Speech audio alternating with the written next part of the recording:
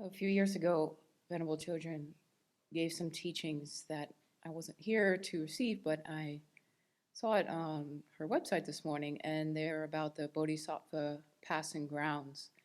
And they come from The Essence of Refined Gold by the third Dalai Lama. And according to this text, a first level bodhisattva, which is a being firmly on the path to full awakening, already has 12 special powers that enable them to be of great benefit to sentient beings. And these powers include the ability to travel to 100 Buddha lands to receive blessings and inspiration, the power to illuminate 100 lands through the power of their loving kindness and concentration, the power to live for 100 eons, to see with true wisdom the past and future for 100 eons, to enter and rise from 100 meditative stabilizations, and to ripen 100 sentient beings' minds, among other abilities. So in light of these abilities that everyone on the Mahayana path is trying to develop one day, I want to talk about the difference between perfectionism and idealism and how both relate to spiritual practice. I've been thinking a lot about this topic since exploring monastic life when I gave a BBC on perfectionism and also some of the things that people shared during that course. I think one reason that many people are drawn to religion and spirituality is its idealist promise that the world can be made into a better place. At the same time, religious teachings have been misused throughout history to justify oppression and violence when human beings inevitably fail to live up to religious ideals of perfection. And I found it can be tricky to hold myself to the really high goal of becoming an omniscient Buddha or an advanced bodhisattva with these 12 powers I just mentioned, while also learning to be content with my human capacities at the moment and even to be grateful for them.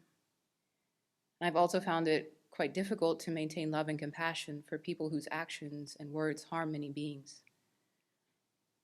Therefore, I think it's important to be able to distinguish between a perfectionistic attitude that pushes oneself and others to attain spiritual goals and uses fear and criticism to get there, and a more idealistic approach that patiently works for positive change and has confidence in human beings' ability to change and grow.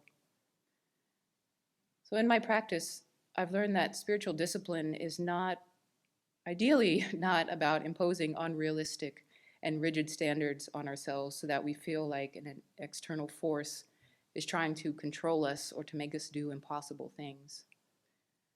And constantly judging ourselves in relation to external standards set up by others can easily lead to disappointment, despair, and just giving up.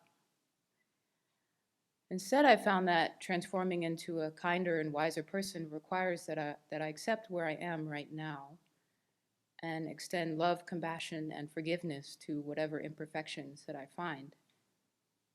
And then with an open and peaceful state of mind, where I don't feel like I'm under attack or I'm really weighed down by guilt and shame, I can begin to understand why I think and behave the ways that I do, and to realize that things could be different.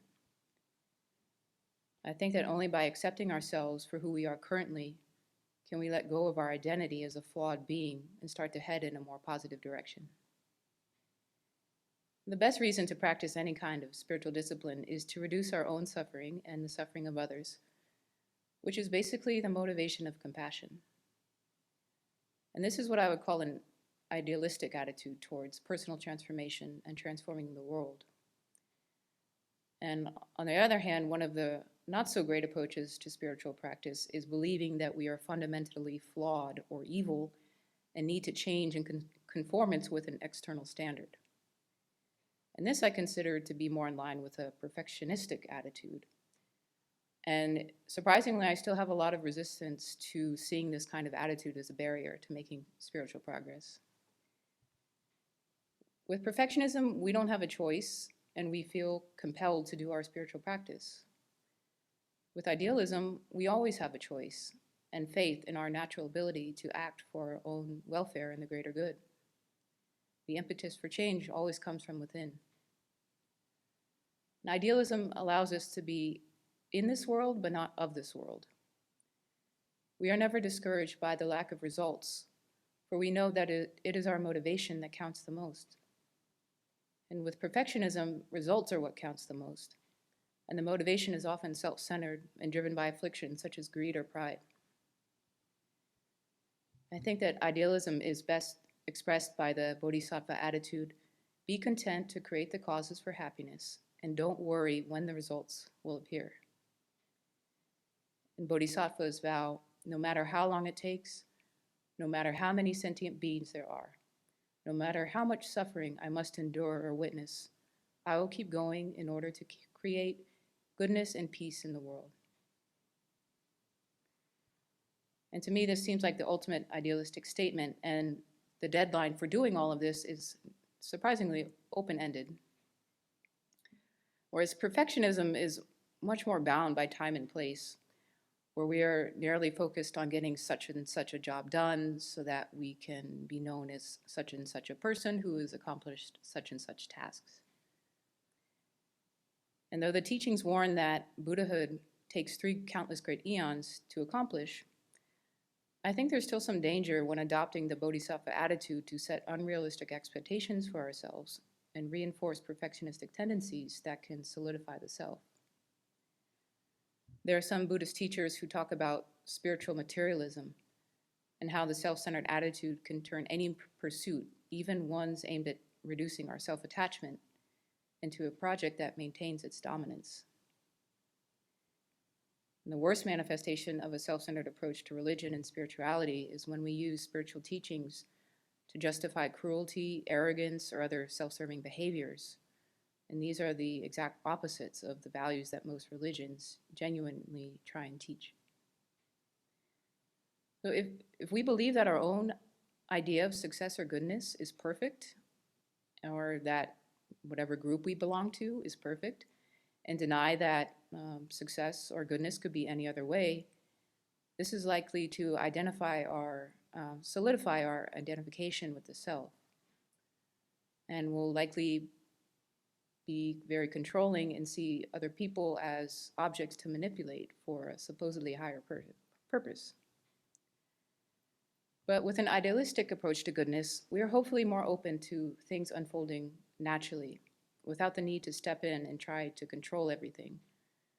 We realize we're just one piece of the puzzle and that many other factors are at play.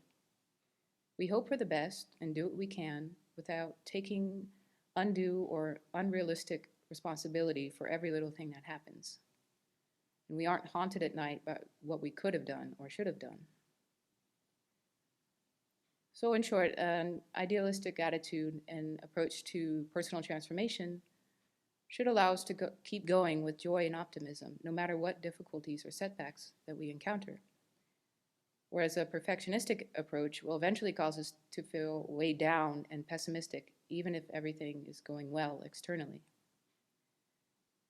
I think it's good for us to look out for these tendencies in our own minds so that our spiritual practice does not become just another self-serving project or a stick that we use to beat up on ourselves or others for our apparent faults.